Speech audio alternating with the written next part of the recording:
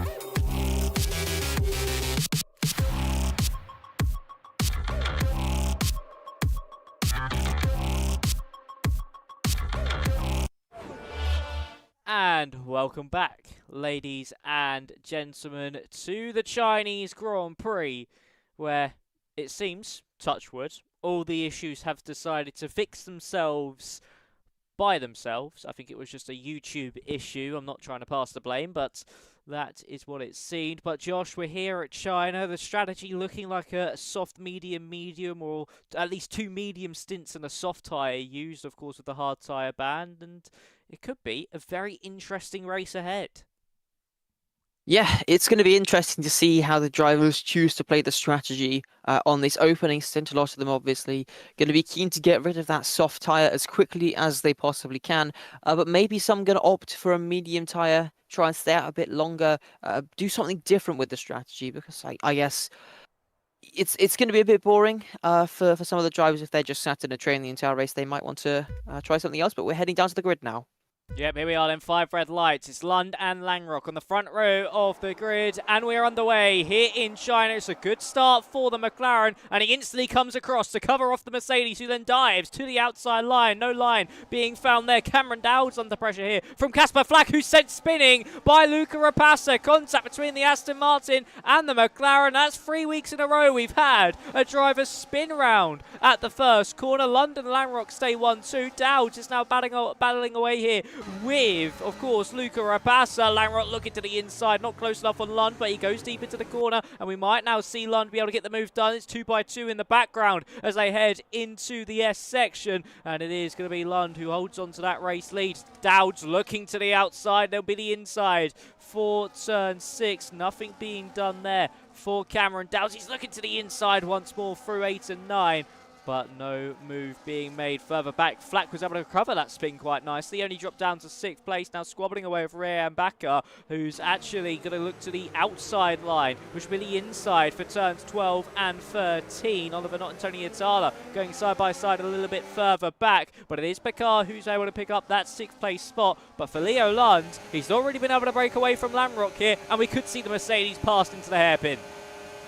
Yeah, Lund starting on the medium tyres hasn't helped him too much. Most of the drivers opting for the softs and to the inside. Langrock looking to try and take the lead of this race. Lund going to try and hang it around the outside as we make our way onto the power towards the final corner. Lund has the inside line, but has to give that one up. Langrock now taking the lead, and they're going to be hoping to try and run away on those soft compound tyres with the tyre advantage at the moment. Fastest lap going the way of the Mercedes driver, of course, and down towards turn 1. Dowd's getting close to the back of the McLaren driver as well. Couldn't quite find a way through there, but he's going to be very eager to try and find his way through quickly as well. Yes, certainly will. As further back we have the likes of Enzo Sabaton, Alexi Cavero squabbling alongside JST, as well as Cavero could actually drop down 2 places here in the span of the first 3 corners. Luca Rapassa at the front of the field is all over the back of Cameron Dowds. It's drama everywhere you look. No move being made there from Rapassa as we see, a big chain reaction there, and I think that might actually be damage there for Aaron Raminguez, who's gone into the back of one of the cars in front, and it is Raminguez who's picked up both end plates being damaged on that Alpine, and that is going to be surely a disastrous start to his Grand Prix, and potentially the end of the Grand Prix before it even begins. Crucially for Scott Holmes, he's only down in 14th place at the moment. As we quickly look at the positions gained, he's managed to find 1 place. Esti and Sabaton up 5 and 4 respectively. Roberts up 3. And our biggest losers so far is Marcel Pabst down 5, and Raminguez and Casper Flack also down 3 as well. But of course, here for Cameron Dowds, Josh, is the fact that Leo Lund on that medium tyre, yes, that pendulum would swing in tyre performance quite quickly, but it means that Langrock has a car in between himself and another car on the very similar strategy, giving him some good opportunities to now maybe break off into the distance. Yeah, and Lund managing his tyres at the moment. He's really struggling to keep up with Langrock. That gap up to 9/10 of a second as we head into turn 1. Here comes Dowds looking to the outside, trying to find his way through into second, and with much better grip on those soft compound tyres. He's going to look all the way around the outside as Raminguez retiring from the race, unfortunately. Dowds couldn't quite get that one done the long way round. DRS very nearly going to be lost here between P1 and P2 at this rate. 0.8 of a second as we make our way in towards the middle sector. Yeah, it's 8 says, of course, Langrock is just being able to use that soft tyre for now. That will surely change in around about 2 laps' time, where Leo Lund will be able to make some inroads. But if he loses the DRS, he might see himself fall now behind Cameron Dowds and even potentially teammate Luca Rapassa. As, of course, we head through the end of the middle sector. And it's the Mercedes of Langrock leading the way, of course, the man 10th in the standings, leading Leo Lund, who isn't even in the top 10 after his dramas so far this season.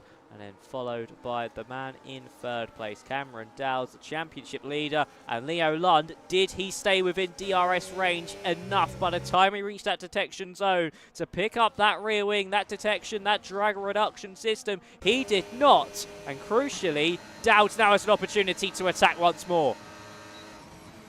Gaining into the hairpin, not quite gaining enough though. Thought about a dive just briefly, but I think maybe running a bit low on battery as he headed into the hairpin. All the drivers going to be recharging their batteries through this middle sector. But yeah, not quite coming just yet for Cameron Dowds. And now Leo Lund is back in the DRS of Dennis Langrock as well.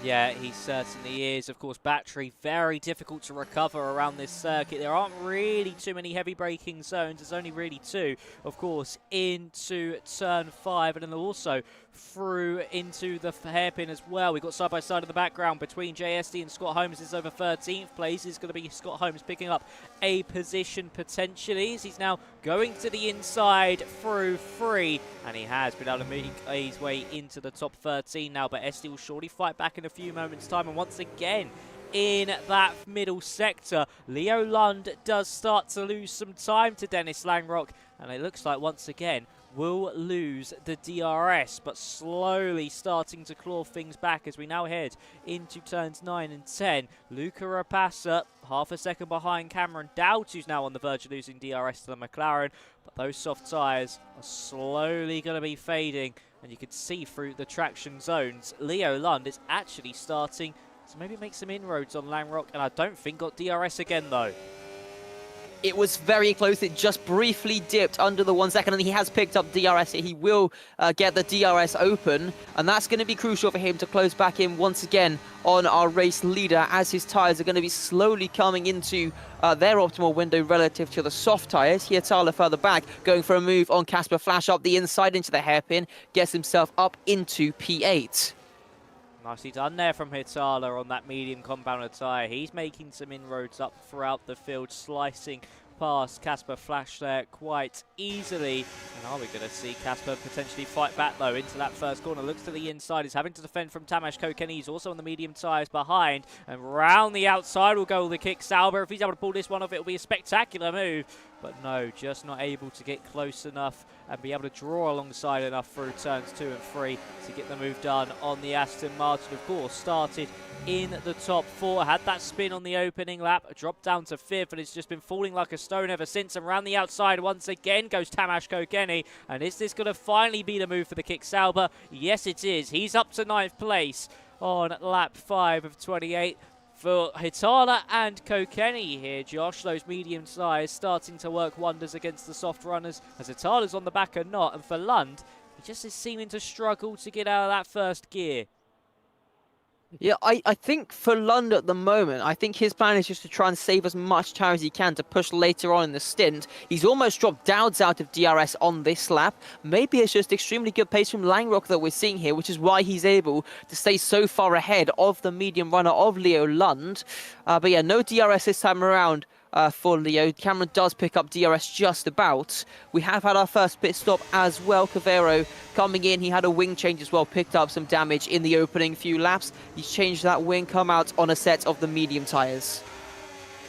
Yeah, so unfortunate there for Alexi Cavero to pick up some front wing damage. Been a disastrous season for Cavero so far, and he's not had the performances he would have wanted at all, as JSD now comes into pit lane. He's the next one off the set of the soft compounder tyres, as we saw that little skirmish between Not, Bakar and Hitala all over that 6th place in this Grand Prix, with Tom Roberts just a little bit further up the road. Everybody's still within DRS range except from the drivers that did come into the pits of ST and Cavero, as we now see Hitala going for that lunge on Donovan Ott. To the inside he goes into the hairpin. Roberts goes deep. That might invite Bakar to potentially get a move done there. Hitala and Not were side by side on corner exit. Hitala getting that move done, and he's now up into 7th place. Bakar is just not able to get past on to Tom Roberts. So a mistake made there from the prancing horse. Bakar needs to keep putting that pressure on to potentially allow more mistakes, more cracks to unravel.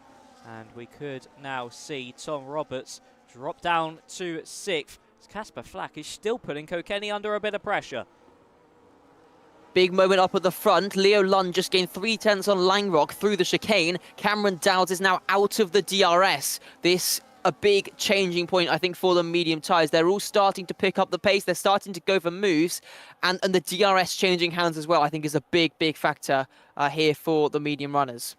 It certainly is. As Hitala now gets the move done onto Ryan Bakar. He's up to 6th place now. It's really like a hot knife through butter now for the Haas driver. And we'll see if anyone from this front gaggle comes in. No, they stay out for now. Roberts runs wide. That's going to potentially allow Hitala to get a good run into that first corner. Scott Holmes now into the pit lane. Of course, he was the driver last time out in Mexico. He did the really rogue strategy of a free stop. He still was able to pick up 2nd place, but potentially a story of what could have been for him and for Leo Lund. I do agree with your point earlier on that Lund is very much all about the tyre saving. You can tell by the fact he's not really too aggressive on the brakes. He's not aggressive on the turning.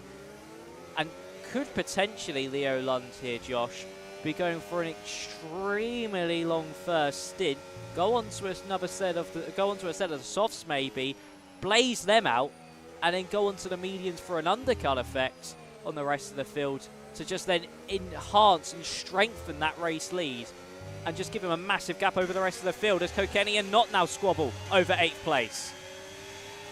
Yeah, heading down in towards the chicane. Not a place you see too many overtakes. Gets quite tight here as you make your way through the corner, but the Sauber driver with the inside line now switches to the outside as he gets onto the power here. Does look like he's been able to find his way through and maybe just about close enough to get the DRS off of Ryan in front as well. It was pretty close, just over 9/10 of a second, but I think he should pick that up and does so. Yeah, it does pick up the DRS. Hitala now up into 5th place, now up into the top 5 he goes. Cameron Dowds still just balancing on the edge of DRS range here with Leo Lund. I reckon if he doesn't get it on the next tour heading down that back straight, I think it could be time to come into pit lane, as we actually do see Roberts come into pit lane. So one of our first drivers from the top 10 come into the pits. It's Tom Roberts alongside Alejandro Loureiro and Casper Flack. And at the front of the field, Lund still about a second behind on Dennis Langrock. Luca Rapace not able to get past on Cameron Dowds just yet. This really has been, for these soft runners, at least this top 4 should I say here, Josh, a race of tyre management. They've not really been too aggressive. They've all just been focusing on saving these tyres and going as long as they possibly can. Yeah, I mean, there's no need really to try and burn all your tyres up in the opening 2 laps. If you aren't going to break away from the DRS, then it doesn't really benefit you. You're just going to be hurting yourself later on in the stint. It leaves you more open on the strategy as well. You've got the tyres available if you want to start pushing now, or you can come into the pits and follow your usual strategy. But like the likes of Leo Lund, why not just sit behind and save the tyres? He's not really gaining anything at all by going for that overtake. No, it would just really be keep swapping the positions, because Langrock will be able to sit within DRS and they're going to just keep swapping back and forth. And for Lund, it wouldn't really be too much, and it would just waste these tyres. It wouldn't be too much of an advantage. If anything, it would be a disadvantage as Marcel Paps now gets past Oliver Not. Hitala gets past Luca Rapace, so he's broken into that top 4 now. Do we see any of the top 4 come into pit lane? Yes, Cameron Dowds in. And also Dennis Langrock. So the race leader into the pit lane. Of course, Lund will stay out on those mediums. And also Luca Rapace into pit lane as well. As we see, what will Langrock go on to? Everybody else has gone on to mediums. I'm expecting the same from the Mercedes. Yes, a set of the mediums as Not picks up 10 seconds in the pit lane.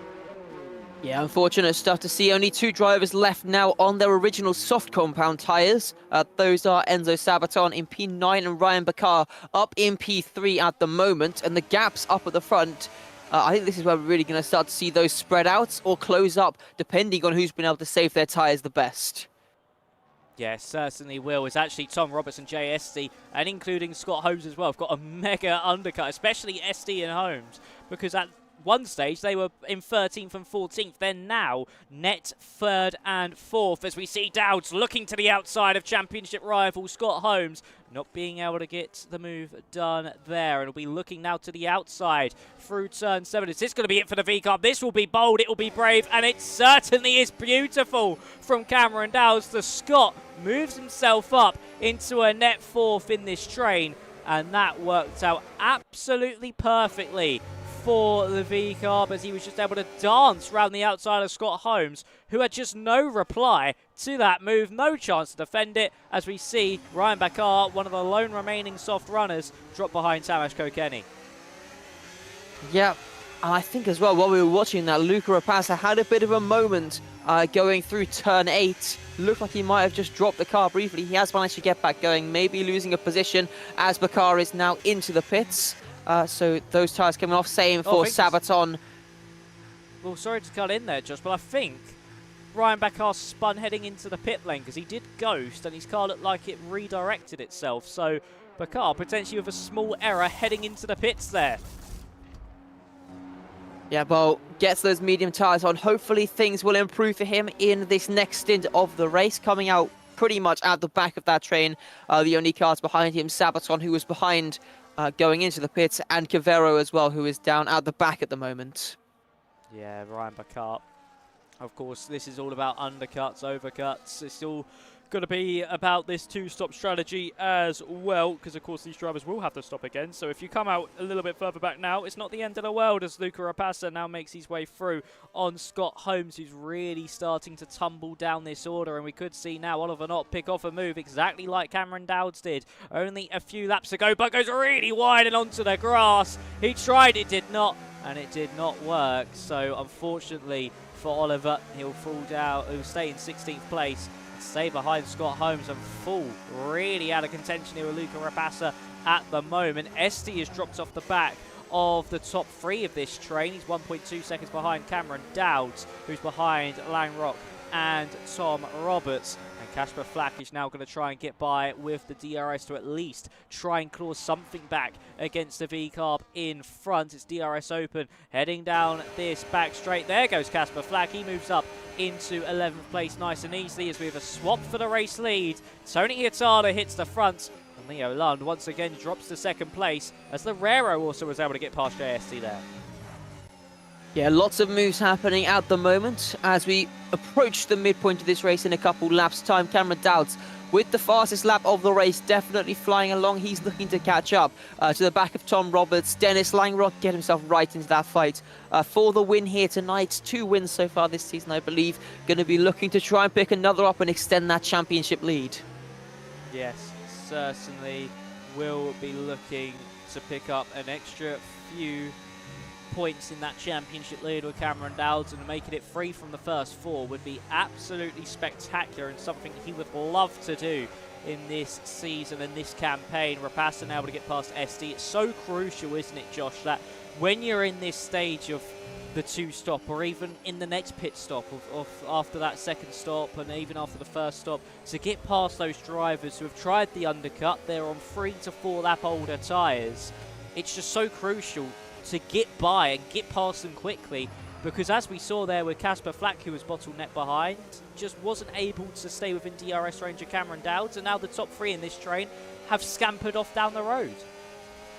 Yeah, the drop-off between the tyres, when you have a couple laps of advantage on those tyres, it really does change the pace of your race. You can gain upwards of sometimes half a second a lap, depending on how big the advantage is, as moves happening further behind. JST losing 2 positions heading into the hairpin. We have got a couple of pit stops up ahead as well.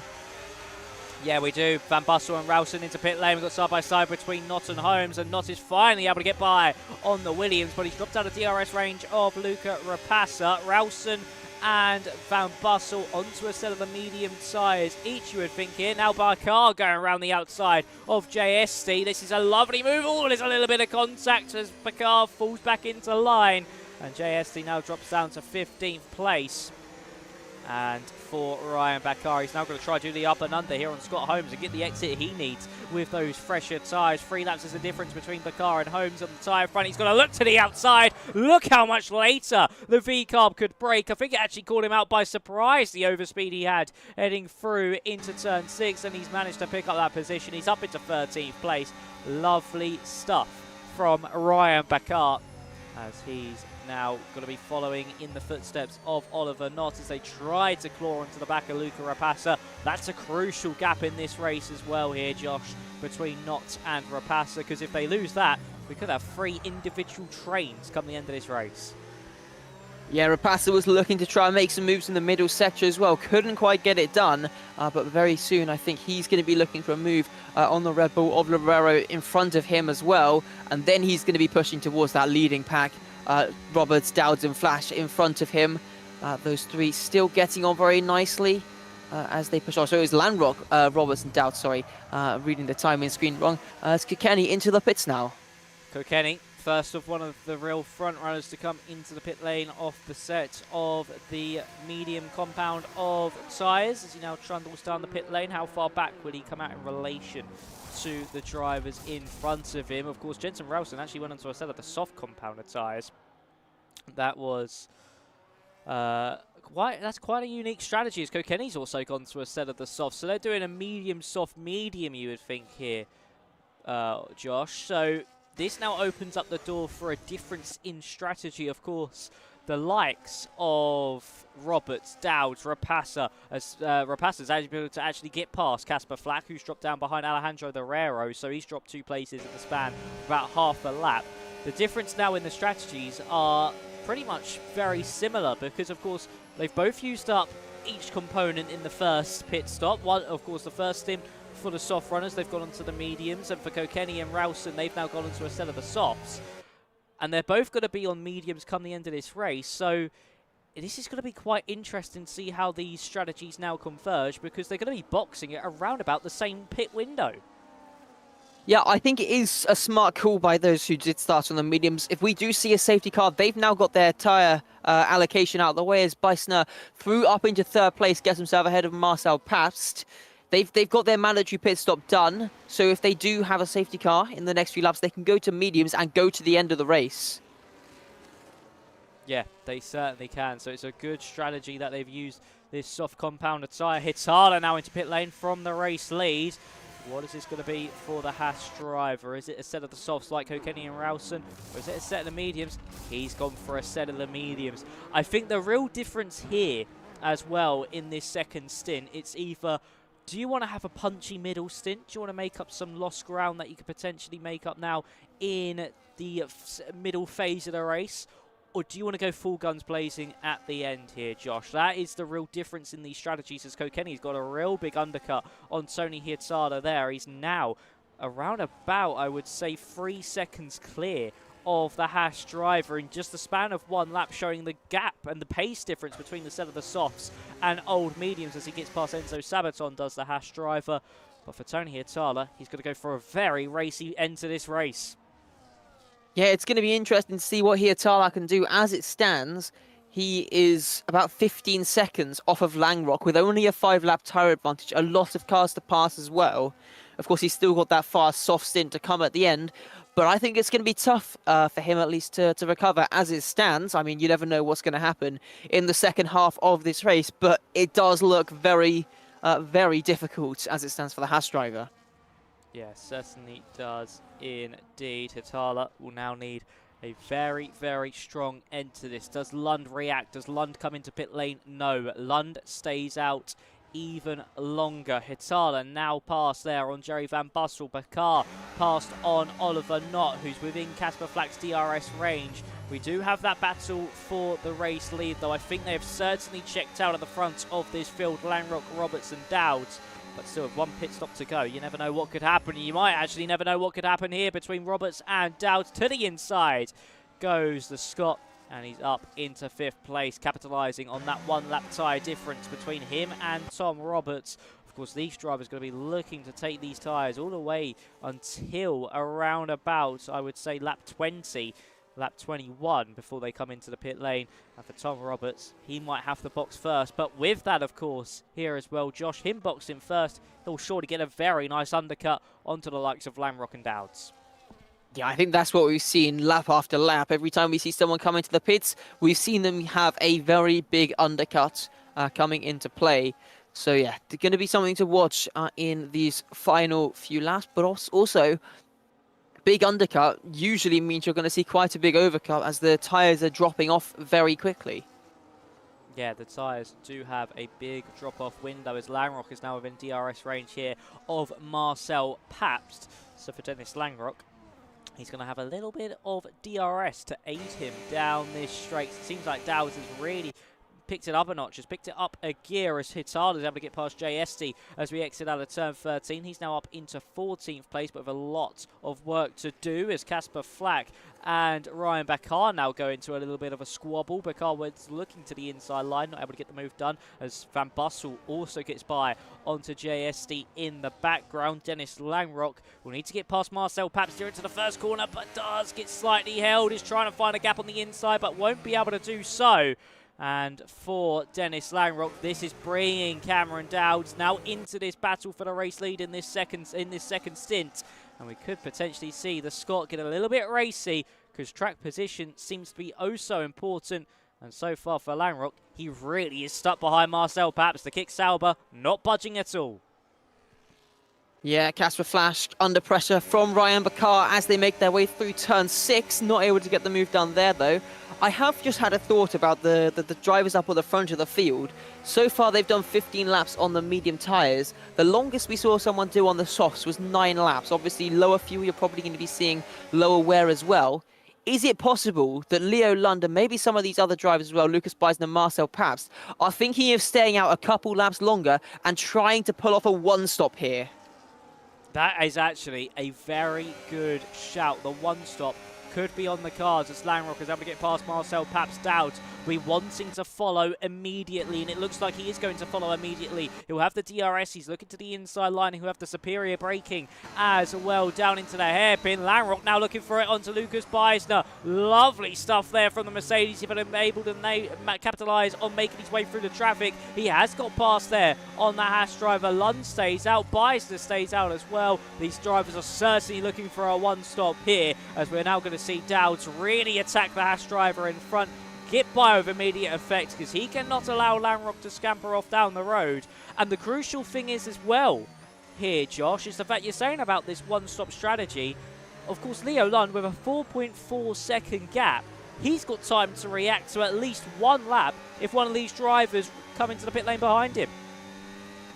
Yeah, I think he's in a very, very strong position. Obviously, he's got soft tyres for the next stint, assuming this is the case, as Tom Roberts also getting past Lucas Beisner down into turn 6 there. But he's going to have the faster tyre. Yes, there might be a bit of tyre management, but I think he's in a very, very strong position. He's got that advantage, which is probably going to close over these next few laps. But as it stands, he's got the track position. I think that is going to be very important here. It certainly is. They've already brought it down to 3.8 seconds. But when does Leo Lund come into the pit lane? And if he times it right here, Lund, he could even extend that advantage if he does an undercut effect. So it's all down now to how this strategy does play out as Atala gets past Oliver Nutt. He's tried the two-stop here on the medium. He'll go to a set of the softs a little bit later on, but I think it's all gone away from the Haas driver. I think if you started on the mediums here, the one-stop was certainly the way to go. But we'll still have to wait and see. Luca Rapassa able to get past Marcel Pabst. He's still fighting along. He's still trying to claw himself back into that fight with the top 3. Lap 18 has now begun with Leo Lund. This has been a fantastic stint on this medium compounder tyre. We see a bunch of drivers into pit lane. Pabst is one of them from that medium compounder tyre. He has not stopped yet. He's now onto a set of the softs. It'll be interesting to see how he gets on now. And for Leo Lund, of course, Josh, we were expecting the medium to do around about 13 to 14 laps before the race even started. And Lund is going to take them at least 18.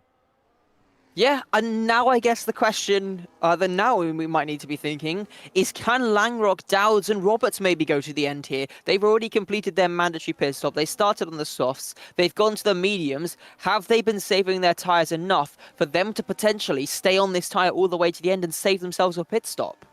That is also another very good point as well. Of course, we're seeing the one stop here from Leo Lund. Now we're going to see the one stop from Langrock and Dowds. This is a battle all in the head. It is very much a mental strategy game. Lund has just shown why he was so cautious, why he was just biding his time behind Langrock in that opening phase of this race. And this was exactly why, so that he could just save the tyres, go as long as he possibly can, and then move on to a set of the softs near the end. But the crucial thing is as well here, though, here for Langrock and Dowds. Dowds has actually gone for the move here on Dennis Langrock. He's looked to the outside line. They're side by side coming out of turn 14, and Dowds gets the superior exit. Dowds will be your new race leader. He's coming into the pit lane. Dowds and Langrock into the pits, following Leo Lund. They're not going to try to go to the end. Rapasalo stays out. Well, this is going to shake things up now. 10 laps to go. Soft tyres going on for Leo Lund. It's going to be mediums, I expect. For the rest of those runners, they're going to be pushing harder, of course, as they have more tyre wear effectively available to them. Rapasa staying out. Hietala is now up to second place. He's on 5-lap old medium tyres. He can definitely go to the end of this race now. And this is going to be a very interesting end to this one. Can the drivers catch up to those cars who have stayed out up at the front? The gap Leo Lund has to catch the next car, 11.5 seconds, and there's still about 5 seconds after that before he gets to the lead of the race. It certainly is. This is going to be a big old margin for these drivers to now claw back, especially the likes of Dowds and Lund. Look at that, 10 seconds to the closest car, and that's Oliver Knott, who they will get even if they stay within 10 seconds, because of course he's got a 10-second time penalty and a big slide there actually for the Alpine. But for Hietala and Rapasa here, they can certainly both make it to the end. Rapasa may be a bit more touch and go. He might fall off a little bit on the tyres. He might just hit that cliff. But for Tony Hietala, he can actually, no, Hietala has to come in again. Hietala does have to come in again. He did a double medium. So for Tony Hietala, he might have just thrown it all away. If he started on the softs, went onto the mediums, or even if he went onto the softs on this stage of the race, in this middle portion, he could have been in a very good position. Will Rapasa come into pit lane? Yes, he will. Luca Rapasa is in. He must have stayed out to stop the Leo Lund, of course, because not to double stack with Leo Lund.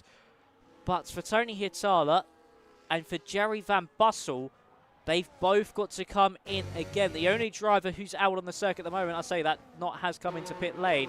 So Leo Lund will inherit that race lead, and he has brought out a magnificent gap over Cameron Dowds behind on that soft compounded tyres. I'm surprised here as well, Josh. We didn't see Dowds and Langrock go onto the Red Bull tyre.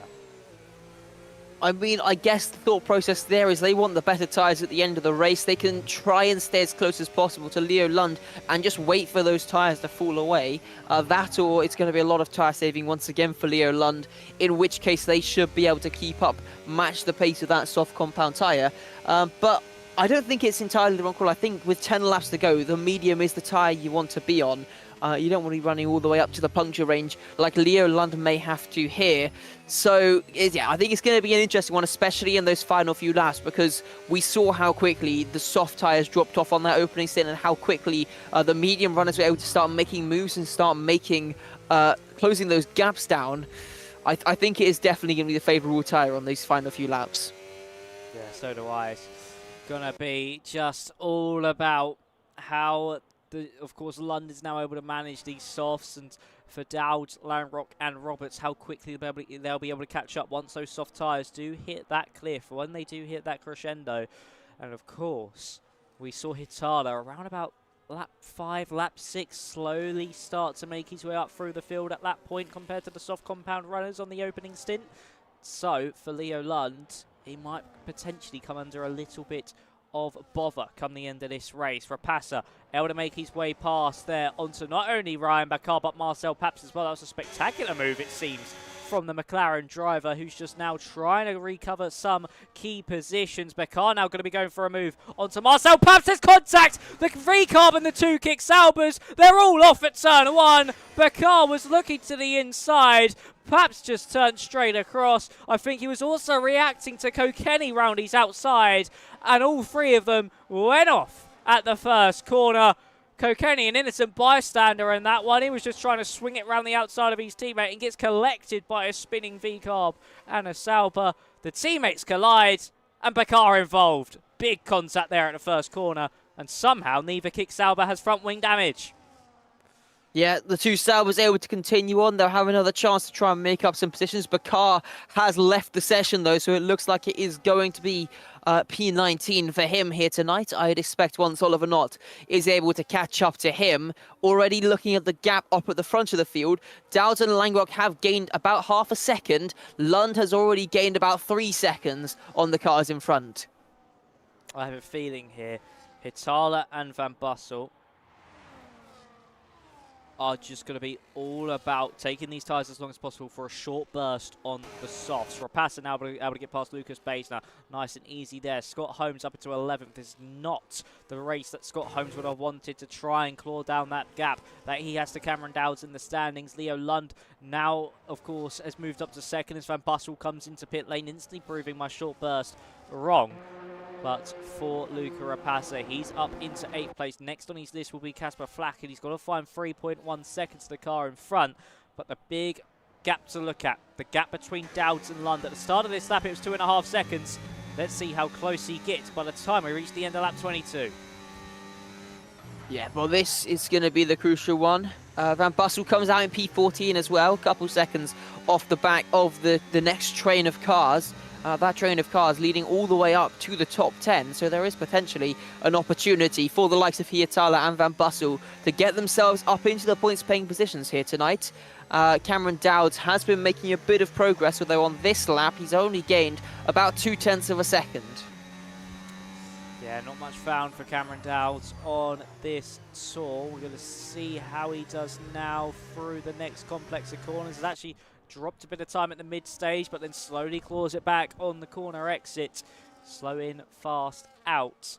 And Cameron Dowds has found an extra. He's found another about half a second, I would say, on this lap. But Dennis Langrock could be looking to try and get that move done. He's going to look for the inside line with the DRS. He's going to need to get this one done before they hit the brakes, just to stop any chance of being able to lose time to Leo Lund. And it's 2.1 now, that gap. So around about 0.4 of a second they find to the McLaren driver out in front. As Hitala comes into pit lane, Lund re-inherits that race lead. Yeah, and now this is going to be the battle to the end of this race. Can Langrock and Dowds work together well enough to catch up to the back of the McLaren, who currently is on 4-lap-old soft compound tyres? The gap is 2 seconds, and we still have quite a way to go here in this race. I think we're definitely going to be seeing these drivers catching up with a few laps left to go, and then it's going to be all about defensive driving to the end of this race. Yeah, defensive driving will be the key word in this one here for Leo Lund, as Dennis Langrock is really starting to close up now. Van Bussel able to get past Marcel Paps as he's trying to recover into the points. Of course, he had a late race charge last time out in Mexico. Hietala has come out in 9th, so he needs to find 2.5 seconds to his teammate Baisner to start making some moves. Rapassa in the span of a lap has found about a second on Casper Flack out in front of him. And for Dennis Langrock, look at this, nearly a second found on this lap. Langrock searching the quicker of both him and Cameron Dowds. And he's going to be within DRS range, you think, by the time we reach that main straight.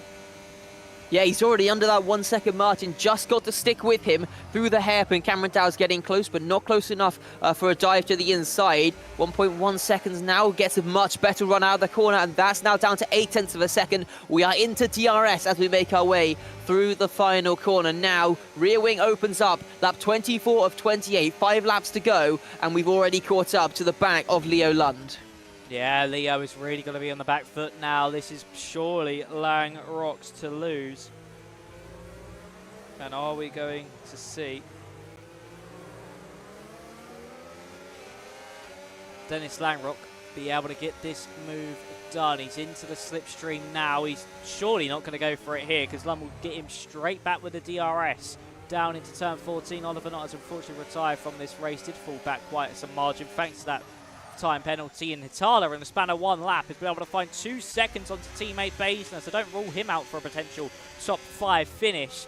But for Dennis Langrock, you surely think here, Josh, he's going to focus on this exit out of 13, get the run with the DRS, get by, and pray that Lund holds up Dowds behind so he can once again just run away off into the sunset.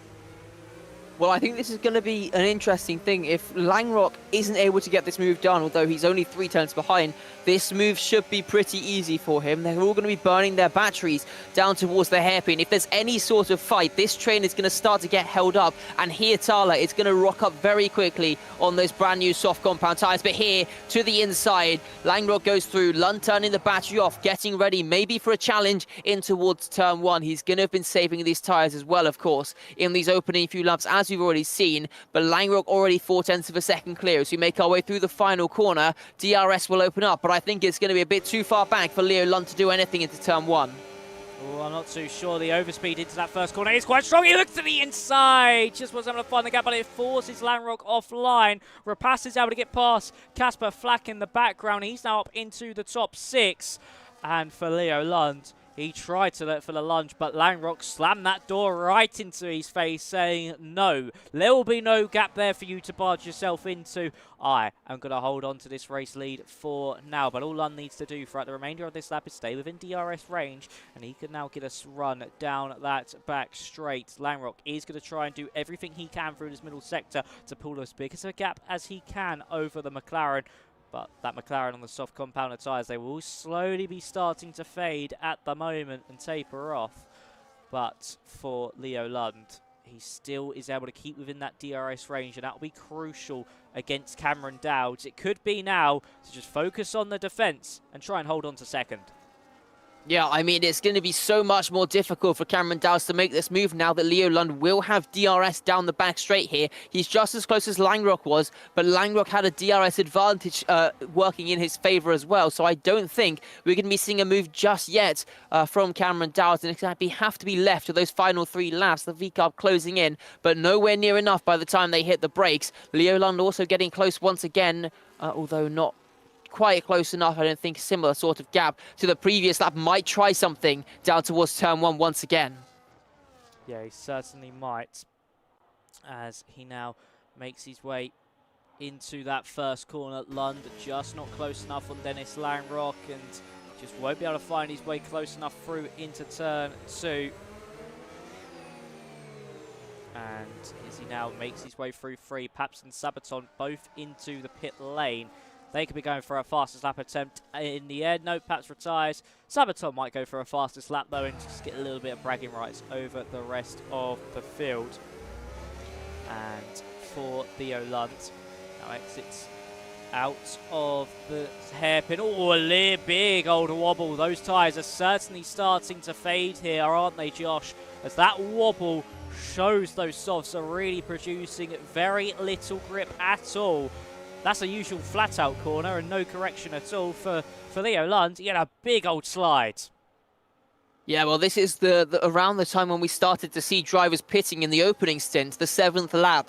We saw a lot of drivers coming into the pits. Leo Lund still within that DRS, but once again, by the time they get onto the straight, the gap is pretty much exactly 1 second. So no chance for him to make the move on Langrock, and he's very much going to be looking in that rearview mirror at Cameron Dowds behind, who is burning his battery, still gaining towards the hairpin, looks to the inside, but not close enough here as we get ready to start the penultimate lap of this race.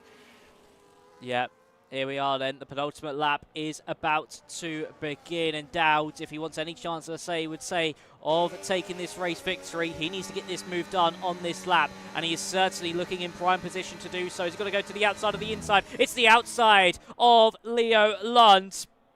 And all to the inside he goes. He's done the up and under. There's contact between the pair. Lund just kept closing into the corner even though Dowds was there and forces Dowds wide. Tom Roberts says thank you very much. I'll take the pair of you. But once again, more drama between Dowds and Lund in the closing stages of a race this season. And Leo Lund, he's forced him out wide as a tap from the back there from the Raro onto Cameron Dowds. Of course, those two have history as well this season.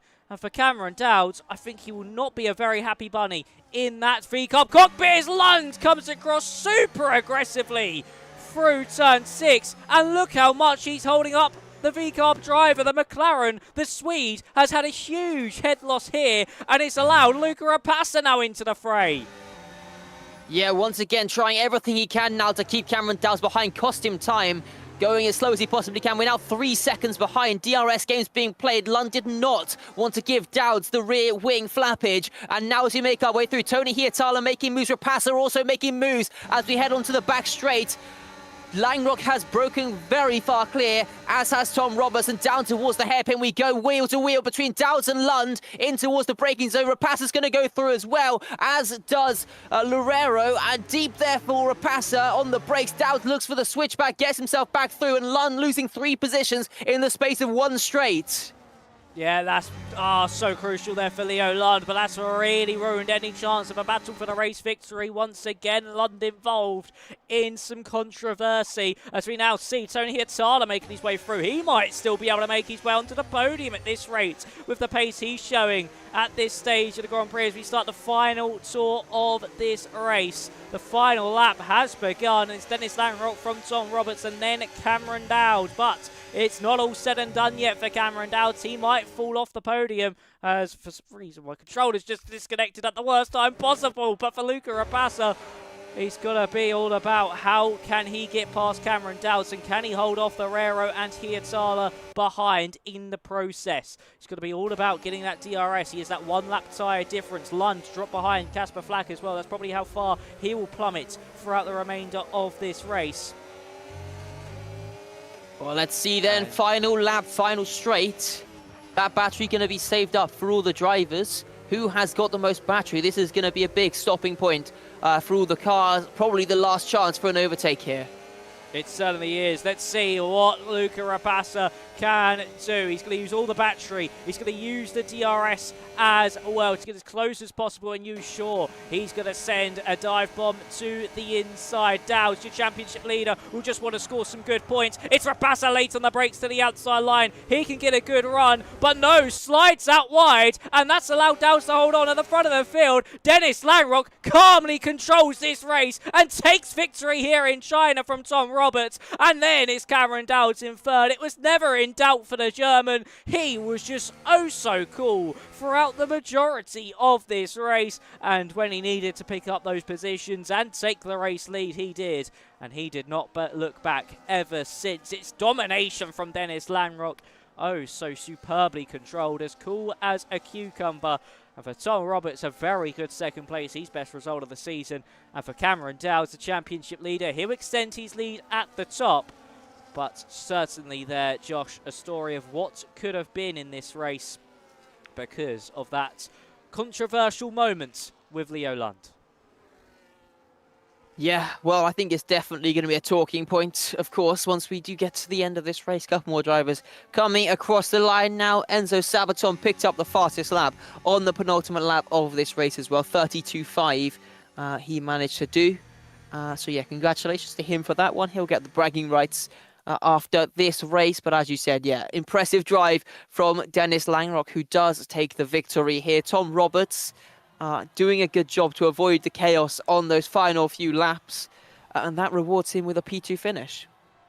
Yes, certainly did. Of course, Lund and Dowds had that contact, and he just said, thank you very much, I'm going to go for that move, and to the inside he went and got the bear of him. Roberts, the capitalist of that move. He really did capitalise on that one, but here is your result for this evening's Grand Prix. Before, of course, stewards' inquiries, it's Langrock, Roberts, Dowds, your top three. The championship leader makes it 3 podiums in the first 4 races and keeps his 100% point scoring record. Then it's Rapassa, Loureiro, Hietala, Flack, Lund, Scott Holmes, Tamas Kokeni, who's actually been able to recover a point after that contact with teammates Marcel Pabst and Orion Bakar. Then it's Basner, Rosen, Cavero, SD, Sabaton, and Van Bussel. And your non-finishers were Bakar, Pabst, Knott, and Raminguez, who of course retired early on after some damage.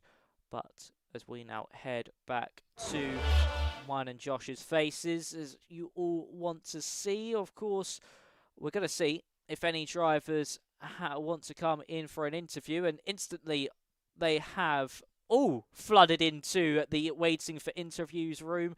So, here, Josh, shall we get underway with third place man Cameron Dowds? Yeah, definitely. Let's drag him in for a chat. Yes. Hello, Cameron. Hello. So P3 for yourself there. Pretty decent race. Maybe could have been a little bit more right at the end there. How are you feeling after that one? Yeah, I mean, I feel alright. The quali was pretty good. The lap was actually very decent. Couldn't really have asked for much more. The final corner was a little bit bad, but apart from that, it was a good lap. And then the race, yeah, it was fun. Was going smooth, and then yeah, the same idiot just ruins it every week, so that's good. I don't know how this guy's still in the league, to be honest. He's just a complete idiot. It's like fucked 5 weeks in a row, probably took someone out. But yeah, I mean, I was gonna try get past Leo and then just stick behind Dennis, but I mean, for some reason, like, I'm on the inside of Leo, where I thought it was gonna be an okay battle for some reason, and then he just drove straight into me and griefed me for like a lap and a half, and then ruined his own race like an idiot. So yeah. Yeah, was of course some drama there between you and Leo, but aside from that, it seemed to be very good pace. Was you expecting, of course, there was Leo and there was also Marcel Pabst, I think, as well, and Kokeni. They all did a one-stop strategy in that race. Was that even something that went through your mind before this race begun?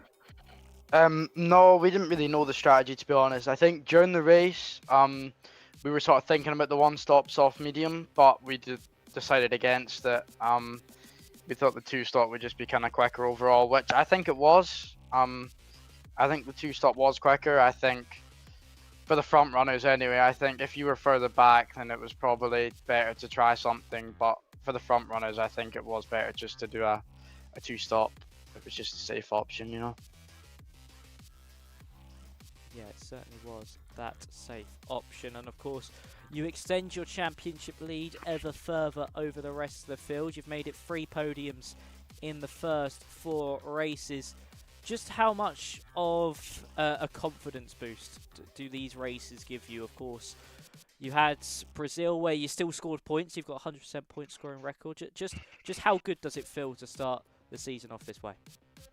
Yeah, it is pretty good, to be honest. It's the first time in a long time that I've had this kind of start to a season. I think it's just it's so down to qualifying, to be honest. I don't know what's happened, but I seem to just, the pace just seems to be sort of there more than it was before, which just helps so much in the race. If you're starting top 5 every time, you know, it just makes the race so much easier. So hopefully we can continue this form and just build on from that.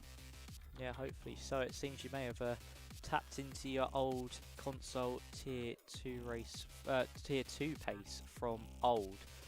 That was certainly a few seasons ago with this start to the season. But of course, we are slowly reaching that halfway stage of the season. That was round 4 done and dusted. Of course, we've still got 6 more rounds to go. Just how crucial are these next few rounds in the midpoint of the season going to be for you to really just extend that championship lead and try and get this one over the line? It's going to be incredibly crucial because I think I'm missing the last 2 or 3 races, so it's quite important, to be honest, to try and build as much of a gap as possible. Yeah, I'm going to need quite a big lead, I think, and probably a miracle at the end of the season. Well, maybe not a miracle, but fortune on my side for someone not to get 3 in a row and then end up winning the championship. Yeah, hopefully that does happen. And of course, will you be attending next week? That is the last question. Yes. Well, that's my questions done. Josh, is there any more from you? I think we've covered it all. Strong race here today, and yeah, congratulations on the podium. Yeah, thank you very much. Cheers. That was Cameron Dowds, as we now bring in Tom Roberts for his interview for second place, a best result of the season for Tom. Hello, Tom. Can you hear us? Yes, hello. Hello. Well, congratulations on your first podium of the season. Just talk us through that one. How did things go? Yeah, I mean, I felt like that was a really good race for me. My pace wasn't incredible, so I definitely made the most out of it, and then avoided the incident at the end, which gave me the podium. So you gotta love that. Yeah, you certainly did. You really did capitalise on that one, and just all worked into your favour. Just talk us through that battle there that you saw in front of you with Lund and of course Cameron. Did you think after that contact at turn 2 something funny might happen down at turn 3? To be honest with you, I thought something was gonna happen before they were even side by side. So, because Leo in general has a bit of a reputation, and then Leo versus Cameron has a bit of a reputation. I mean, I myself have been killed by Leo a time or two, so I was just being cautious. And then I saw Cameron like get alongside him at turn 2. I thought, oh yeah, I think it's over. He's gonna be past him, and then I have to get past Leo. And then, yeah, on the exit of turn, I don't know if it's turn 2 the left-hander or if turn 3 is the left-hander, but yeah, Leo just shoved him wide, and I got a nice switchback, which I was kind of preparing myself for going into it. So yeah. Yeah, it did certainly work out into your favour. Of course, I asked this to Cameron as well. He said there was no indication on the strategy on his side, but of course, the one-stop was used by Lund and Marcel Pabst. Did you ever think of doing a one-stop strategy, or was the two-stop always the way to go for yourself?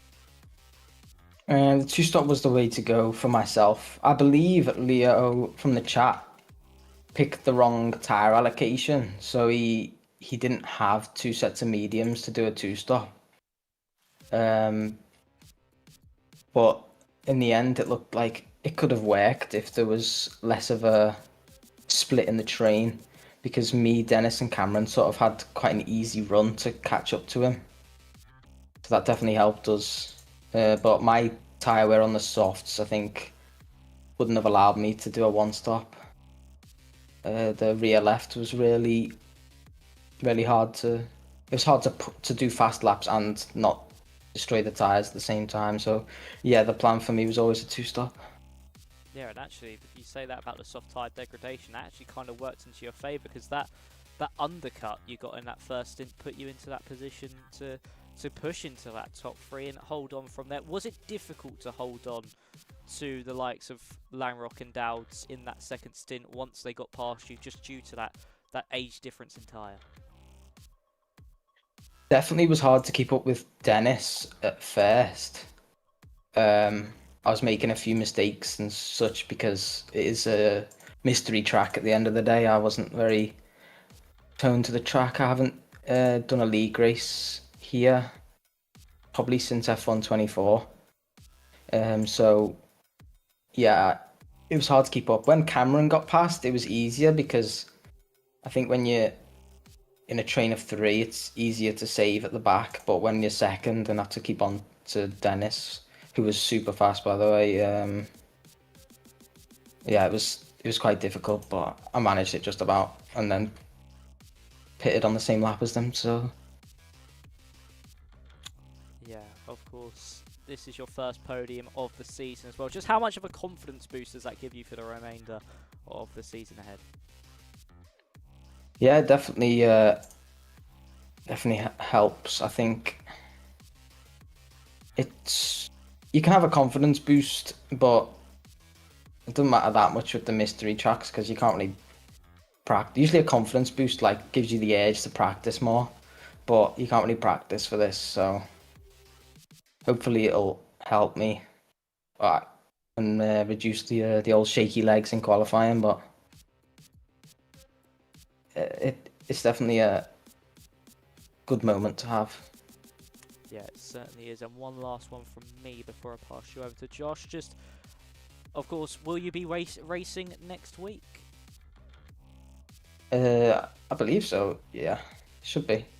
Don't see why I wouldn't be. Well, congratulations on your second place. And Josh, is there anything from you? Yeah, just want to touch quickly on qualifying in the start of the race. Obviously, you qualified in P8. Do you think maybe you could have got a better lap in there, or is that kind of the limit of what you were going to get out of the car today? Maybe not the limit, but I'm happy with the qualifying considering going into the final run I was like P15, so there was quite a lot of pressure on me because the difference between P14 and P8 on these grids is actually a lot. So yeah, I'm happy with the P8 in terms of average qualifying for me on F125. That's probably above average. So yeah, I was maybe not the perfect lap, but happy with P8. Yeah. And do you think maybe if you had been able to qualify a couple positions higher, maybe up in the top 5, you would have had a chance to fight for the win? Or do you think Dennis's pace was just a bit too fast for you today? I mean, if I would have like pitted the same lap on that first pit stop and then had the same tyres in the middle stint, yeah, I probably could have fought with Dennis for the win. But if I was the guy in P1 or P2 when we caught up to the, Leo and the other one-stoppers, you never know what could happen, so can't really say. I'd like to think that, yeah, I would have fought harder if I started at the front, but it didn't really make that much of a difference. Yeah, well, congratulations on the P2 nonetheless. Strong race from you, managing to recover up to the podium. Thank you. Right, that was Tom Roberts on his second place. And finally, let's bring in the man who won it all. His first race victory of the season, and certainly could put him actually second place in the standings after all of this, Dennis Langrock. Hello, Dennis. Can you hear us? Yeah, I can hear you well. Well, first of all, congratulations on your first victory of the season. Just talk us through it. How did you find things?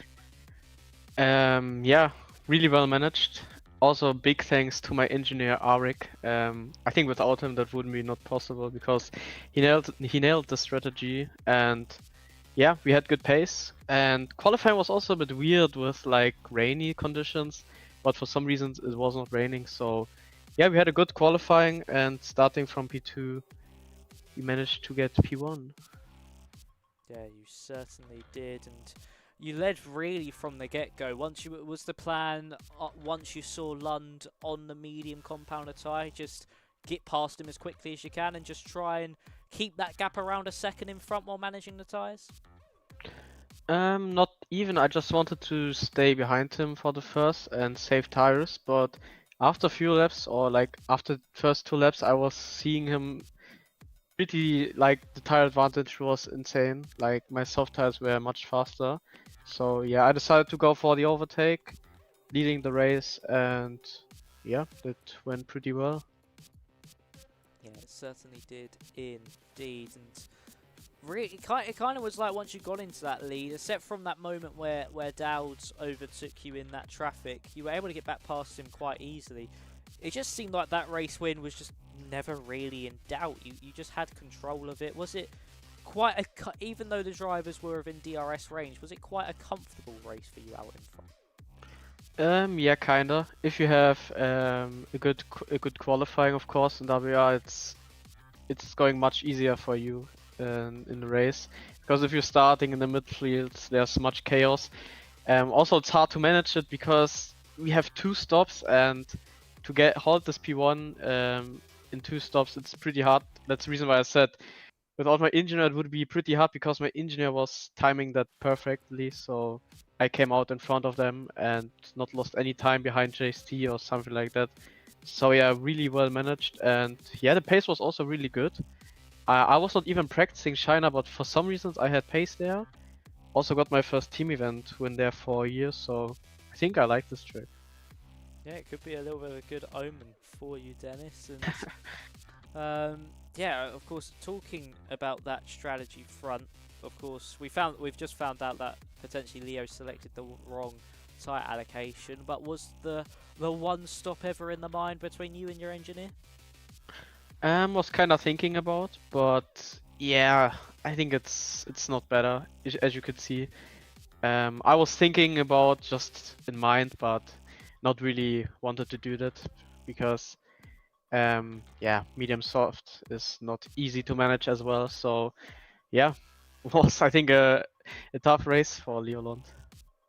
Yeah, it certainly was. Of course, talking about Leo, there was that little bit of an incident he had with, of course, Cameron Dowd on the penultimate tour of the circuit.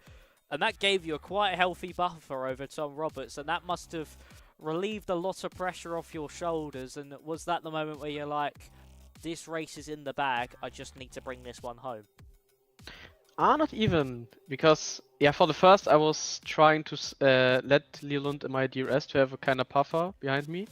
Yeah, I just wanted to have Leolund and my DRS because otherwise Cameron Dowds would get past and would be behind me. So yeah, I wanted to have Leolund behind me firstly, but yeah, then he fighted with Cameron. I started to push.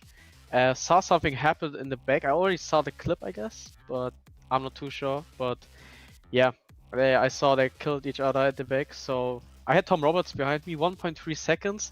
So yeah, that was really hard. I had kind of shaking legs the last lap because I just saw him 1.3 seconds, and if I would do one mistake, he would be in my DRS and could maybe go for the move in the last lap. So yeah, that was really intense in the last lap for me. Yeah, I bet that was indeed. But congratulations, Dennis. And one last one from me before I hand you to Josh.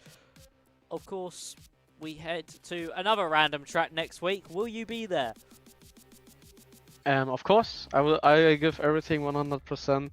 Last time we were a bit unlucky with we got double stacked and then the race was over. So yeah, you never know what happened.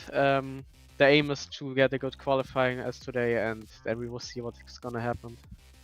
Yeah, we certainly shall. Well, congratulations on that race victory from me and Josh. Is there anything from you for our race winner this evening?